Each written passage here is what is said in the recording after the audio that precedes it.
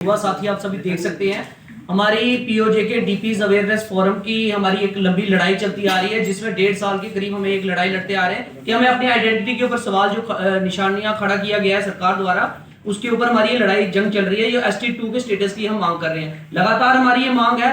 लेकिन ये गूंगी बहरी सरकार, जो आप देख सकते हो, हमारे आज भी 156 के करीब जम्मू रीजन के अंदर हमारे कैंप्स लगे हुए हैं, जो डिस्प्लेस होकर हम जब वहां से निकाले गए थे, जब नरसंहार हुआ था हम लोगों के ऊपर, तो हम मजबूर होकर यहाँ पर कैंपों में आके रहने लगे थे। और लगातार हमारी एक ही मांग है कि अगर एक परिवार हमारा रजौरी पुंछ में रह रहा है, तो एक परिवार अगर आकर जम्मू में रहने लगा है, तो उसकी आइडेंटिटी के ऊपर आप सवाल कैसे खड़े कर सकते हो। 78 वर्ष हो गया आजादी को, लेकिन आज तक हम जम्मू कश्मीर में, उस वक्त जब नरसंहार हमारे ऊपर किया गया था, तो हम मजबूर होकर जम्मू कश्मीर में आए थे।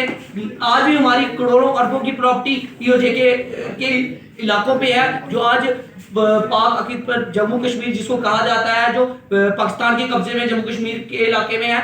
लेकिन कहीं ना कहीं सरकार की विडंबना ये रही है कि जो हक हकूक आम जो डिस्प्लेस लोग अपने इंटरनेशनल लेवल पे भी देख लिए, उनके लिए भी कानून है कि उनकी डिस्प्लेसमेंट को बचाते हुए उनके जो हक हकूक है उनको हम सेफगार्ड करेंगे। लेकिन सेंट्रल गवर्नमेंट भी कहीं ना कहीं नाकाम रही है, जो आज 78 वर्ष तक कहीं ना कहीं नाकामी रही है। जो सेंसिस की आप रिपोर्ट 1931 की देख लें, 5,91,000 हमारी जो पहाड़ी लोगों की कहीं ना कहीं वहां पॉपुलेशन रही है। 1941 का आप सेंसिस देख लें, वहां पे कहीं ना कहीं 6,91,000 हमारी पॉपुलेशन रही है। और उसके बाद विडंबना ये रही है, जो चीज बढ़नी चाहिए थी वो कहीं ना कहीं घटाई जा रही है। कौन सी फोर्सेस उस पर काम कर रही है। कल हमारे जो पुंछ हवेली के MLA एजाज हैं, उनका एक बयान आता है कि ये लोग आरएसपुरा से ग्रीन बेल्ट पार्क में रह रहे हैं, ये लोग पहाड़ी लोग नहीं है। अरे कैसी बात कर रहे हैं आप, ये बहुत निंदनीय है। और मैं स्पष्ट कर देना चाहता हूँ ये वाक्य उनका, कि हम लोग यहाँ पर आके रहने पे मजबूर हुए थे, हमें कोई शौक नहीं है यहाँ पे आने रहने का। आज तक हमारी जमीनी अधिकार, जो जमीनी को हमारा अधिकार है, 284 साल पहले सरकार ने उस पर भी रोक लगा दी गई थी। हमारी जो बस्तियां आज तक उसको रेगुलराइज नहीं किया गया है। कहीं ना कहीं ये सवालिया निशान उस गवर्नमेंट में भी किया जाता है कि 2020 में SO 127 के तहत पहाड़ी स्पीकिंग पीपल्स की 4% की रिजर्वेशन लाई गई थी, उसमें भी हमें एक्सक्लूड नहीं किया गया था, इंक्लूड नहीं किया गया था, हमें बाहर निकाला गया था। और 2024 में जो मार्च महीने में पहाड़ी एथनिक ग्रुप में ये जो एक नहीं ऑर्गेनाइज किया गया था इसको, उसमें भी 10% की जो रिजर्वेशन हमारे लोगों को मिलनी चाहिए थी, उससे भी हमें बाहर निकाला गया। तो कहीं ना कहीं सरकार की मंशा क्या है, कौन सी फोर्सेस इस पे काम कर रही है। सरकार ने उस वक्त 47 के बाद हमें उठा के इन पटरियों में आके, जहां पे रेल की पटरियां, वहां पे हमारी बस्तियां बनाई गई थी। तो ये किस प्रकार से सवाल या निशान खड़ा करते हैं MLA जो एजाज जैन है हमारे ऊपर, कि आप लोग आरएसपुरा में क्या एजाज जैन जम्मू में नहीं रहते हैं क्या? उनकी आइडेंटिटी भी ST में नहीं आती है, वो पहाड़ी नहीं है। इसी तरह हमारे जो लोग हैं, हमारे लोग जो जम्मू में रहते हैं, हमारे आधा परिवार पुंछ में रहता है, हमारे आज भी स्टेट सब्जेक्टों के ऊपर हमारे पुंछ तहसील पलंदरी इस प्रकार के लिखे हुए पुराने डॉक्यूमेंट्स हमने, जैसे मेरे भाई ने अभी आपको बताया, ये हमारी लगातार ये फाइट चल रही है। और जो हमारे हक हकूक है उससे आज तक सरकारों ने क्यों हमें सुना नहीं किया, क्या मजबूरी हुई है।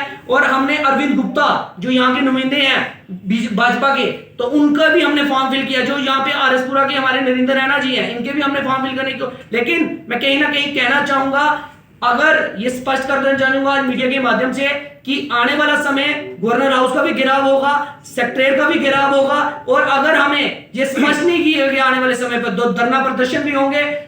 आरएसपुरा तहसील के हर गांव में हमारी कमेटी का गठन हो रहा है, बड़े तादाद में युवा पीढ़ी बाहर निकल रही है। और ये आह्वान कर देना चाहती है कि ज्यादा से ज्यादा लोग जो मेरे को सुन रहे हैं, मेरे हिंदू और सिख नौजवान जो भाई जो माइग्रेट, जो डिस्प्लेस होकर मजबूर होकर यहाँ पर आकर रहने लगे हैं, हमारी आज भी प्रॉपर्टी, हमें आज पीओजे के भेज दो, हम नहीं रहेंगे आपका ST स्टेटस, हमें कोई जरूरत नहीं आपकी स्टेटस की, लेकिन हमें आज वहां पे हमारे इलाकों में भेजो जहां हमारे करोड़ों अरबों की प्रॉपर्टी है। सरकार वो देने का दम रखती है, बाकी तो बहुत बहुत बड़ी सरकार करती है। 5.5 लाख रुपया इन्होंने दिया उन फैमिलियों को, जो फैमिलियां मात्र आज एक फैमिली नहीं, आज उस परिवार के 30 वो हो गए, परिवार फैमिली बढ़ गई है। तो उन परिवारों को क्या 5.5 लाख रुपया देके आप भीख दे रहे हो?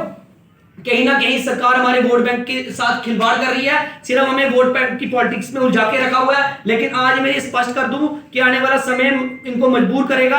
और जो MLA ने बयान दिए हैं कि उनको ST स्टेटस से वॉकआउट किया गया, कल उनको भी आकर हमारे साथ बैठना पड़ेगा। सिर्फ वहां पे बयान देने से नहीं चलेगा, आने वाला समय यहाँ पर धरना प्रदर्शन होंगे, पुतले जलाए जाएंगे, चाहे वो LG गवर्नमेंट हो, चाहे सेंट्रल गवर्नमेंट हो, चाहे ये UT गवर्नमेंट हो, किसी को बख्शा नहीं जाएगा।